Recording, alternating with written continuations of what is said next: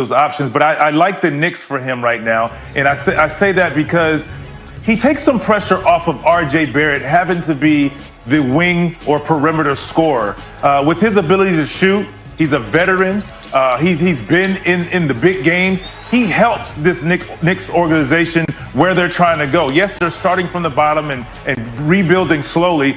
He's not an all-star superstar, but he's a guy that you can plug in with a young R.J. Barrett to do great things in that organization as they're starting over. You know, and you mentioned the Knicks. They did create over $40 million in cap space on Thursday. Another team, the Hawks, they've been linked to him as well because of their significant cap space. How would Hayward fit in Atlanta alongside Trae Young?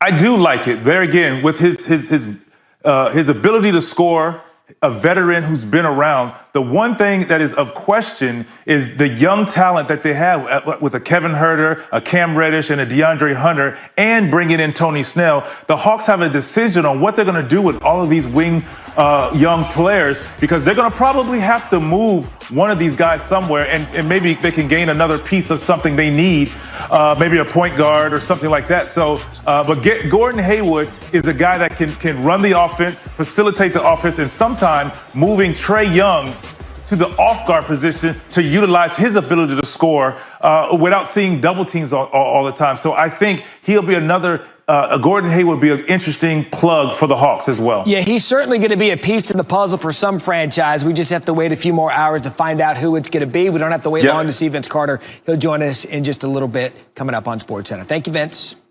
Yeah, right? A ton of neck. 5 minutes and 36 seconds. That is our countdown to in 5 hours, rather. 5 minutes would be far different. Do you need a timeout? I need to go away for 3 months on maternity leave. NBA free agency starts in 5 hours and 35 minutes. No, 5 minutes. Lord help me. Let's just bring Vince Carter back in, please. Hi, VC. Which contender do you think needs to make a splash in free agency in order to improve their title chances? In my opinion, there's a few teams that need to make a splash. The Celtics, maybe you could say the Spurs, but number one, first and foremost, needs to be the Clippers.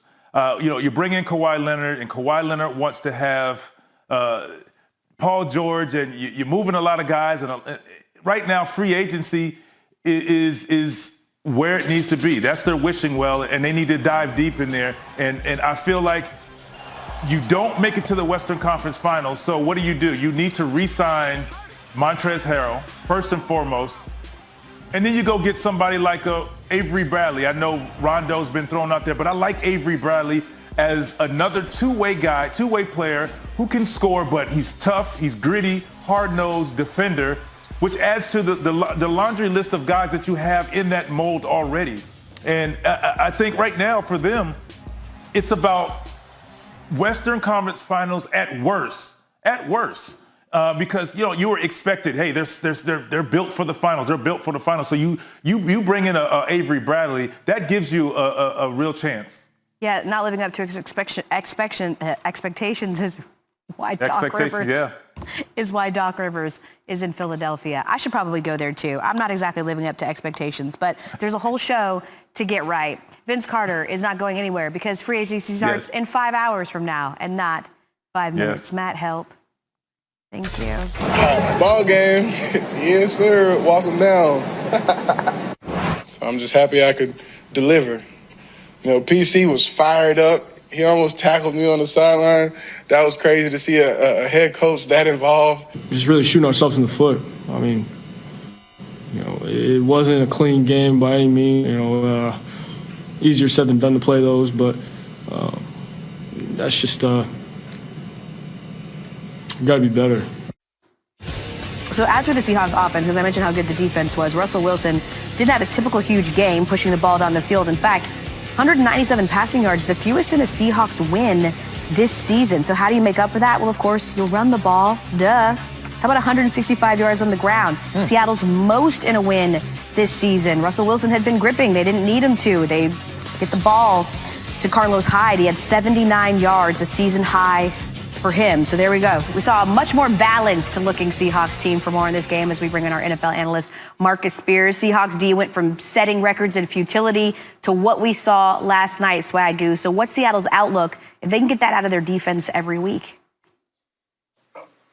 Super Bowl contenders. Listen, this was the part of the team that was holding them back and making all of us analysts out here skeptic about if they could really do it. And then we saw Russ pressing to make up and compensate for what the defense was lacking. They lost 2 games where they scored 30-plus points. That's an issue. And then last night, you see them give up 21 to Arizona.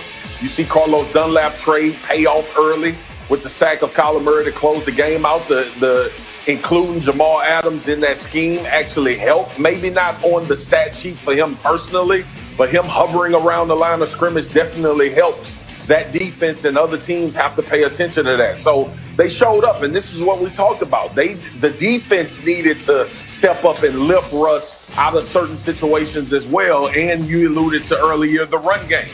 31 attempts in the run game as opposed to and 28 in the past. This team was balanced. The defense only gave up 21 points. They made impressive stops. They made a key stop at the end of the game. And this is how Seattle gets themselves back into the conversation about being a Super Bowl contender. And maybe even more promising for Seattle is that they were missing both of their starting corners as well and still got that effort from their defense, right? And secondary has certainly been a weak spot. I want to stick to the NFC.